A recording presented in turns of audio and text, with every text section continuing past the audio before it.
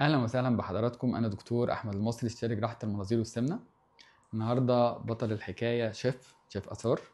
ما شاء الله 6 شهور هي وصلت للوزن المثالي بتاعها. ممكن بقى احنا نقول للناس أنا آثار عاطف. بجد من قلبي بشكر الدكتور أحمد المصري.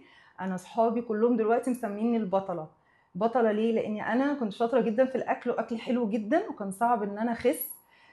في 6 شهور خلاص أنا تقريبا 78 كيلو من 116 تقريبا. ما شاء الله. في أقل كمان على فكرة. أنا لسه بس جاية النهاردة للدكتور، بس أنا وصلت تقريبا للوزن اللي أنا كنت بحلم بيه في أقل من 6 شهور. وكمان طمعانه كمان ان انا اكمل ان شاء الله، هوصل ان شاء الله ل 75. انا دلوقتي 78. بشكرك يا دكتور من هنا لحد يعني اخر يوم في عمري. بجد انا مبسوطه جدا، بقى عندي ثقه في نفسي، بقيت باكل صح، بقيت يعني بقيت رياضيه. بعد ما كنت شيف وبس. لا انا وكمان عايزه بس اقول حاجه، انا باكل كل حاجه يا جماعه، عشان بس في ناس بتعتقد ان انا هحرم نفسي. لا انا باكل، بس باكل صح، باكل خضار وباكل فاكهه وباكل بروتين، بركز بس على الحاجات دي. بقيت اصحى بدري، هي بس شويه تظبيطات كده، والموضوع مش صعب جدا.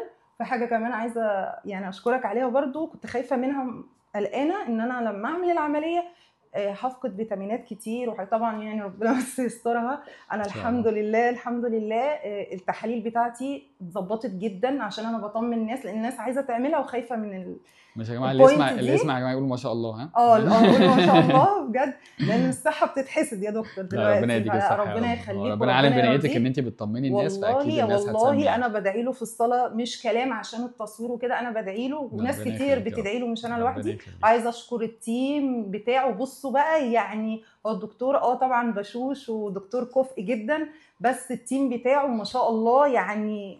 بصوا مش قادره اقول لكم، اخواتنا دول ربنا يخليك يا اخواتنا، رب. وده الجيش اللي هو اللي ورا الدكتور. فبرضه تسلمي. عايزه احييهم واشكرهم. بشكرك يا دكتور، ربنا ربنا يخليك. يخليك تسلمي، يا رب. ميرسي لكلامك الجميل. ربنا ربنا يخليك. يخليك يا رب. ميرسي يا تسلم. جماعه. ربنا